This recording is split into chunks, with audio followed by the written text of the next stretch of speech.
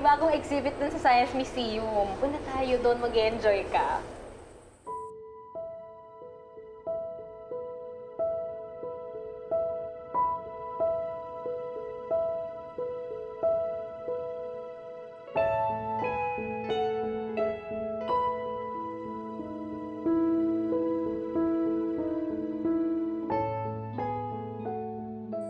Doon yung 15th date namin ni Josh. Uy. Huwag ka nang umiyak. Ida, Po. ang buhay, hindi puro pag-ibig, okay? Normal lang yung mabigo, heartbroken. Alam ko naman po yun eh. Alam mo pala, bakit ka umaarte ng ganyan? Kasi po, first love ko si Josh. First love naman. Mali. Po? Ang first love mo, dapat ikaw. Dapat ang sarili mo. Para kahit ilang beses kang masaktan, ilang beses kang ma-broken heart,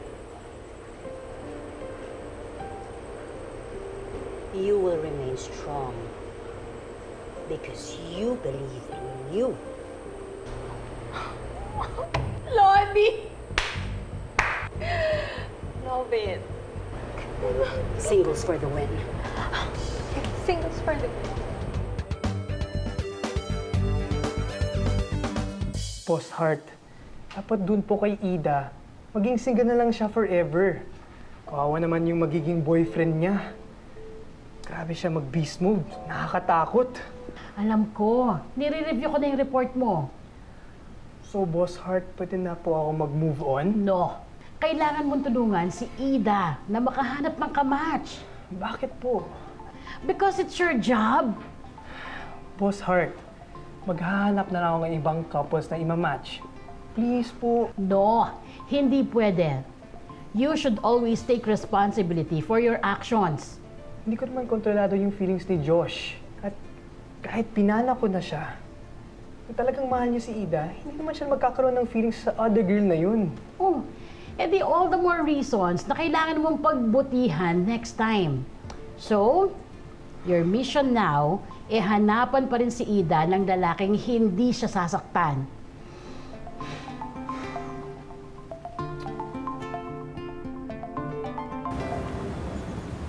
Ang pait naman ng cake niyo dito, miss. Sorry, ma'am. Pili na lang po kayo ng iba. On the house. Di na, di bali na lang. Di na ako babalik dito. ano ba kasi nilalagay mo dyan sa mga cake? Bakit ang pait pa din? Okay. Mapait pa rin ang cake mo. Po? Baka nasobrahan yan sa baking powder. Ay, hindi po. I double check the recipe po. Same pa rin po siya. Ginaya ko po talaga yun. Hindi ko po talaga alam kung anong nangyayari.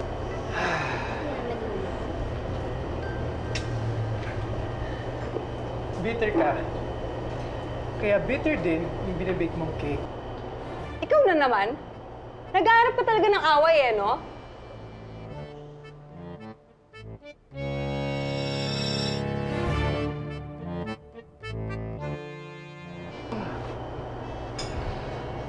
Wait.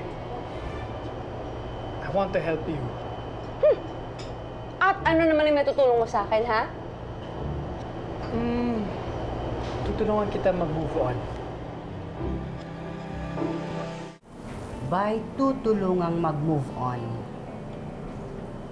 you mean, hahanapan mo siya ng boyfriend? Yes po. Sino? Ikaw? Po! Hindi po. Hindi po ako. Actually, may dinevelop akong dating app. Through this, we will find the perfect match para sa'yo.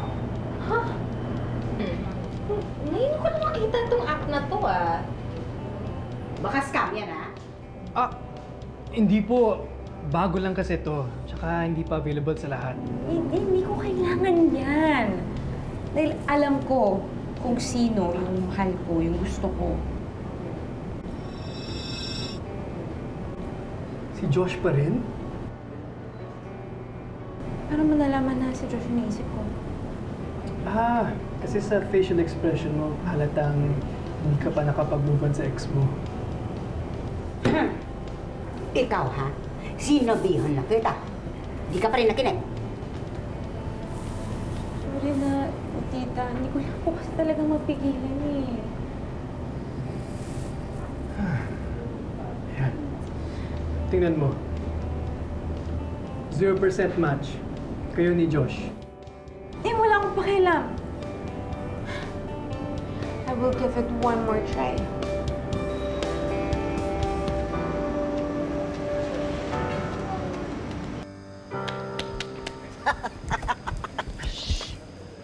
Nakaka 1,902 couples na ako. Malapit na akong makakota.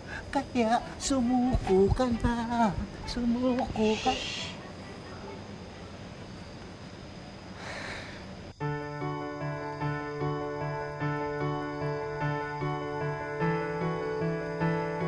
Hanggang ngayon, hindi mo pa rin nahahanapan ng kamatsyan? That is so sad.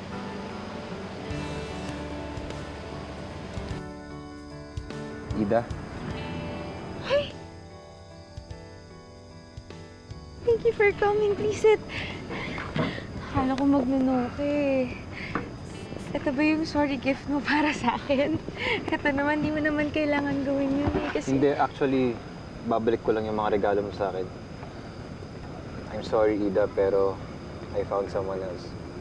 Oh, ayan na. Ayan na, ayan na. Ayan na.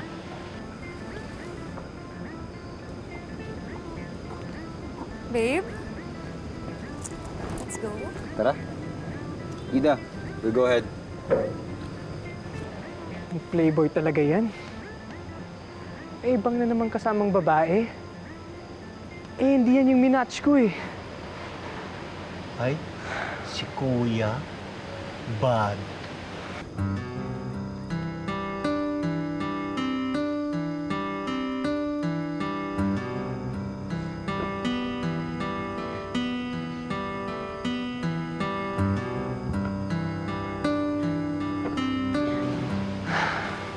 Maawa si Ida.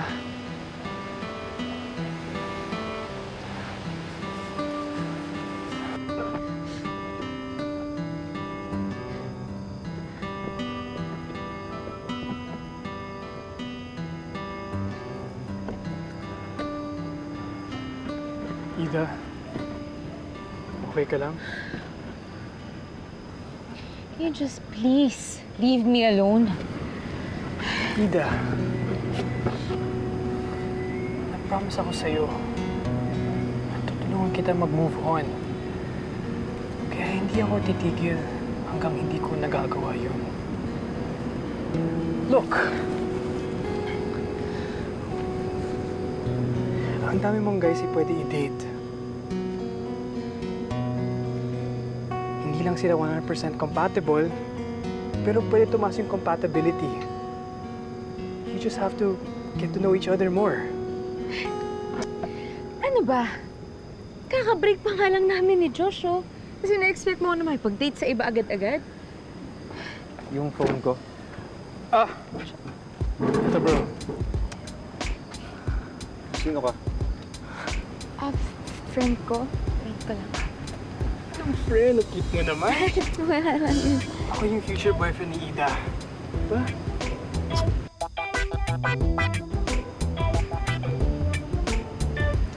Let's go.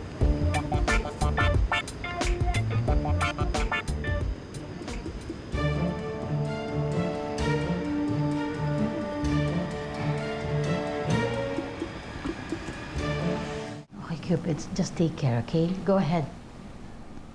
Boss Hart, kitang-kita ko po, hinalikan ni Kurt si Ida.